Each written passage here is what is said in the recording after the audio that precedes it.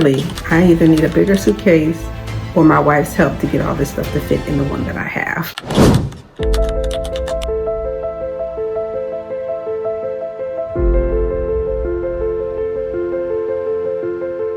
I'm packing for Cleveland, and I realized something.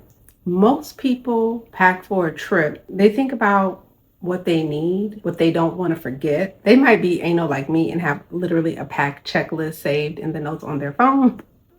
But I'm not packing for a trip. I am packing for a transformation. So yes, I have my manifestation candle, my 2026 numerology report, my self-care items, my salt blocks, my wooden blocks for my fascia, my yoga mat. Yes, I have all of that. And this suitcase is too small. My heated neck wrap. I'm gonna have to get my wife to repack it, get the bigger suitcase out. When I pack for a solo sanctuary, I pack differently than I would for a regular trip. I'm bringing my journal because this is where the real transformation happens. The morning pages, the reflection, the integration. I'm bringing my yoga mat and all my tools for self-care, my salt crystals, my wooden decompression blocks, not to work out, but to regulate my nervous system, to ground myself, get back into my body, to stay in my body. I'm also bringing my 2026 numerology report because I want to understand all of the energies that I'm moving into, and I want to utilize each and every moment. This is not just travel, it's intentional setup for transformation. I'm bringing my most favorite manifestation candle for my equinox ceremony, my heated neck wrap for when I need that comfort and to soothe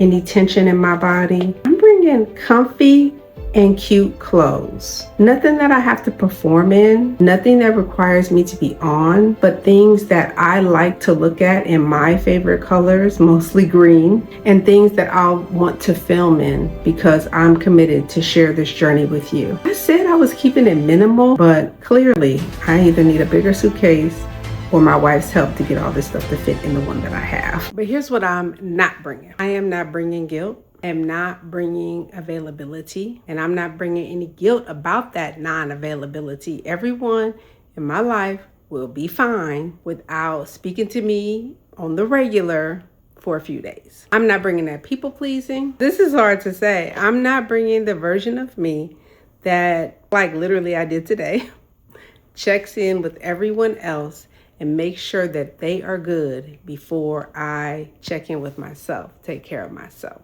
I'm actually nervous to tell my adult children that I'm gonna be unavailable for a few days. Of course, unless there's an emergency, but for our normal chit chats, check-ins, etc., I'll check on y'all when I get back. It literally feels like I'm doing something wrong. It literally feels hard. And this is something I've done before. They do notice about me. This isn't new, but I tend to have this angst about it. Like I'm doing something wrong, but it's okay. It's going to be okay. And I'm going to do it anyway. And I'm not going to allow myself to tell myself that same story, that I'm just abandoning them. And, choosing me means I have to abandon them, and it doesn't, and I'm not. So I'm leaving all those feelings as well. I'm leaving them here. I am not packing them. I am not bringing any pressure to prove anything about this trip, to prove that it was worth it, that it was right, that it makes sense. It doesn't have to make sense to anyone but me. I'm leaving that pressure behind. Even the pressure to come back with some big epiphany, the intention of my transformation and the work that I'll do while I'm there is enough. Work meaning rest. It's enough. I am leaving behind any old stories of who I should be or any parts of me that no longer fit where I am going. I claim that now. I am leaving behind any expectations of how I should spend my time, what I should look like, who I should prioritize. I'm not even leaving that here. I am leaving that outside of my reality. And I'm definitely not bringing the person who hides. Because clearly I'm on this camera talking to you. And that includes the woman who builds her dreams quietly, she's in the past. She is not coming with me. The version of me who plays small or waits for permission, baby, no. She's not even in the back seat. She cannot ride.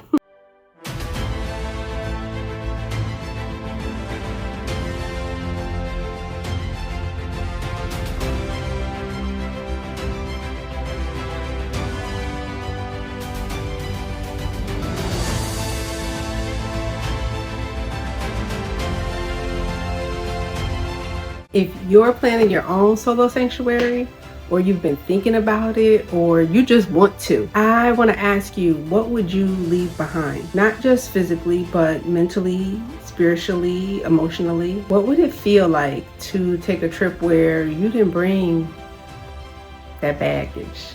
You were not the bag lady. That's what I teach in my 6-week live guided experience. Not only how to plan your solo sanctuary, how to prepare for it internally, how to pack, how to leave what you need to behind, how to have a transformative experience, and most importantly, how to integrate what you love so that transformation actually sticks. Enrollment opens soon. Join the wait list. The link is in the comments. And let me know while you're in the comments, what would you leave behind on your solo sanctuary? And remember, the journey is always back to you.